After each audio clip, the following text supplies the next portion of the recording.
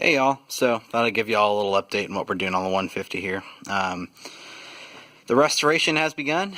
I mean, not a lot's really needed to do here, or not. We don't really need to do a lot. Man, I swear I'm vocally dyslexic. If that's a thing, I think I am. Anyway, moving on. We don't need to do a lot here. This is Texas, so I mean, rust is not an issue at all. What we're mainly doing is just part changing and paint. When I got the truck 8 months ago, I did almost 9 months ago now. Ugh, cannot say words today. 9 months ago, changed virtually every sensor, but a few other things we're doing now. The frame, I took the bed off because the bed was absolutely trashed, and the guy that owned it before actually crushed it with some ratchet straps, so a tailgate he had lying around would fit. Wasn't meant for this truck. So that whole bed was basically rendered useless, and it can never be back to the correct shape it was. So I have a new bed sitting out by the barn. It's pretty nice. It's actually been on several trucks, but it's nice enough. I'll do a little bit of body work to it and then paint it.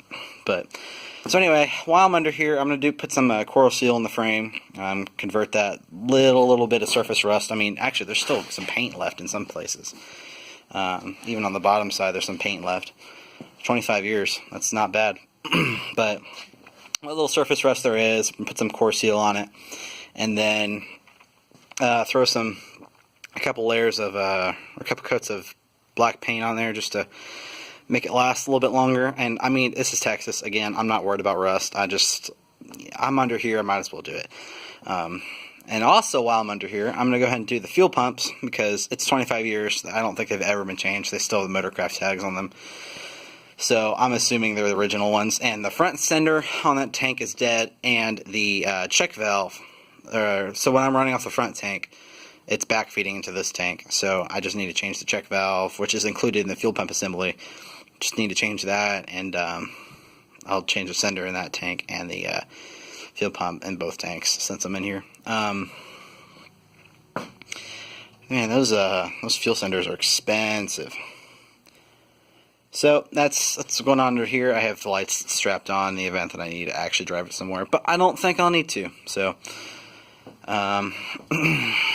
under here, it's a mess. Believe it or not, all I'm trying to change is the wiper motor, and to do that, you have to remove the hood, or the correct way to do it is to remove the hood and then disconnect your linkages under here. You have to remove this little panel. I forget what it's called, but you have to remove this little panel.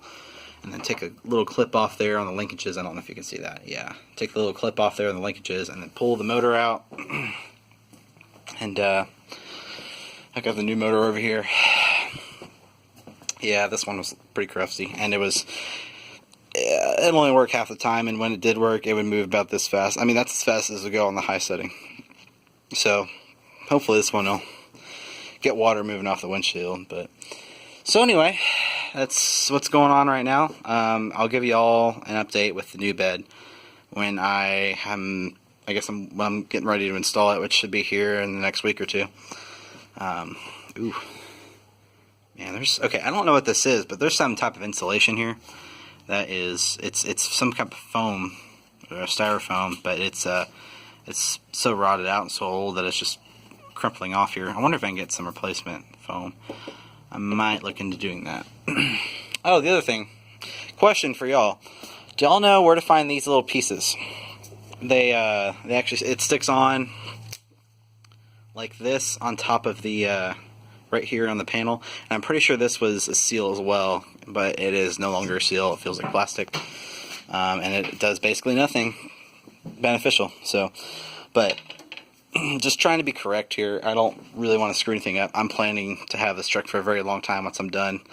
It may not seem like a truck you want to keep forever, but to me, it has sentimental value, and it just runs so dang good. I don't really want to screw with it. Plus, it's got low miles for its year, so it's only got 160,000 miles on it, so not bad. But yeah, that's what's going on. So thought I'd give you all a little update. Thanks for checking in.